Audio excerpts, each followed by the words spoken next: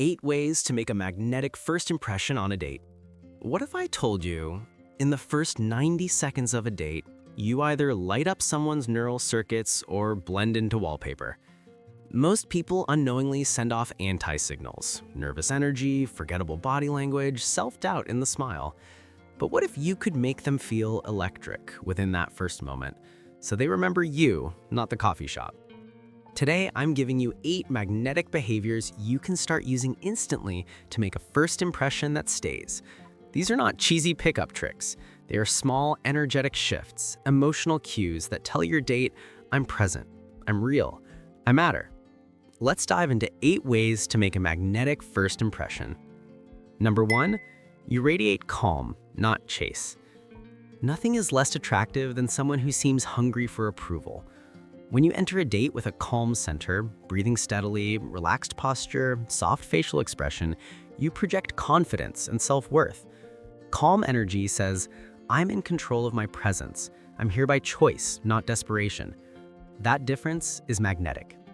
Number 2, you spot the microsignals.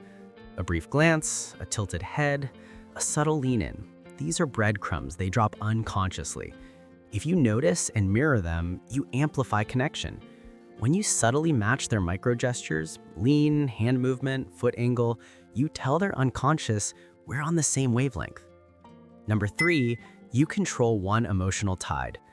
You can't manage all their feelings, but you can carry one emotional energy: warmth, playfulness, curious interest.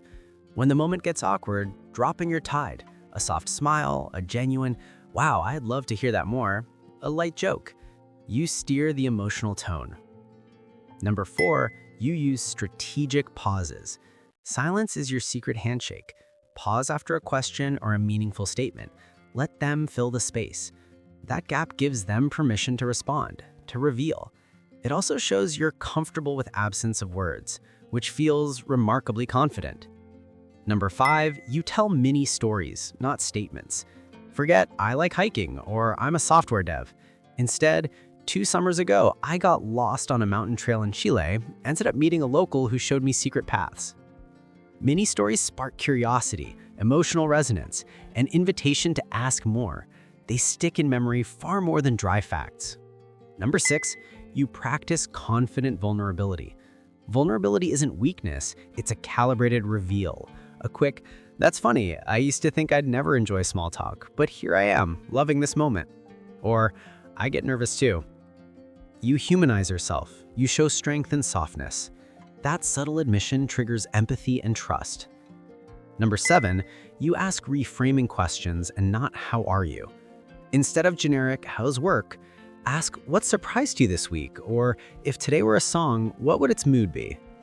Those reframing questions bypass rote autopilot and pull them into real, imaginative, emotional answering.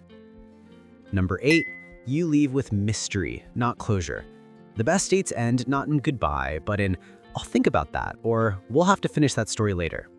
Don't over-explain, don't exhaust every thread. Leave a little signal. I want more. That lingering spark is what they carry home. Here's the truth. First impressions don't last forever, but they seed whether you get to a second encounter. Which one of those 8 hit you hard, makes you think, I can't unsee that in myself? Comment below, which behavior will you try tonight? Share this with someone who needs a first date upgrade. And if you want bonus stories or deep dives on each point, hit that like and subscribe. I'll drop them in the next video.